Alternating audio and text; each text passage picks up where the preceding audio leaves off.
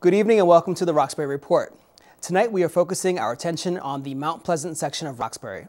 We begin with the brewing controversy over plans to demolish the Dearborn Middle School and convert it into a public STEM school called the Dearborn STEM Academy.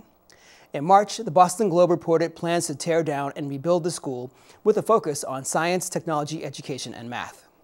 Although the Globe reported that the Massachusetts Department of Elementary and Secondary Education designated the Dearborn as underperforming because of low MCAS scores, the state also agreed to cover $36 million of the $261 million that the project is expected to cost. Boston City Councilor Tito Jackson, who represents Roxbury, was quoted in the paper as saying that it is absolutely critical that we support this project and the opportunity it will provide for young people in Roxbury to get the best education possible in the latest and greatest facility. Fast forward a few months, and the conversation around the school appears to change a bit. In July, the Boston Globe reported that the Boston School Committee raised no objections to a proposal to turn the Dearborn STEM Academy into a charter school. This was reported as being a means to avoid a state takeover of the school. Well, that decision seems to have sparked the current controversy over what it would mean for the public school to become a charter school. As the Weekly Dig reported this week, in August, anti-charter organizers addressed student achievement at the Dearborn by citing that scores have improved in math, science, and English since 2011. City Councilor Jackson was also quoted as being opposed to the school becoming a charter school. There was also concern that students living in the area may not automatically be given preference to attend the school. With the battle lines drawn, Councilor Jackson is hosting a community meeting to discuss the situation around the Dearborn. The meeting is tonight at the Roxbury Community College Media Arts Center at 6 p.m. Only blocks away from the Dearborn School, another project is catching the attention of neighbors. There are plans to convert 407 Dudley Street, which is located at the intersection of Dudley Street and Mount Pleasant Avenue, into housing. The site consists of multiple buildings, notably former Police Station 9 and a former fire station, as well as a blue house and an empty lot in the back of the complex, which face Forest Street. Some neighborhood residents have expressed their desire to see more than housing built, with a restaurant being a possible option. Before anything can be built, though, the developers are meeting with area residents.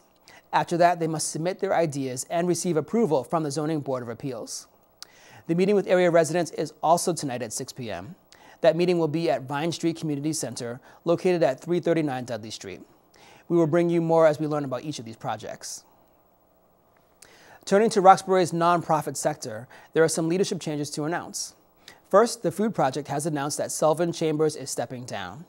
The recent announcement by the organization praised Chambers' work for encouraging a strong presence in the regional dialogue around food access and food system issues.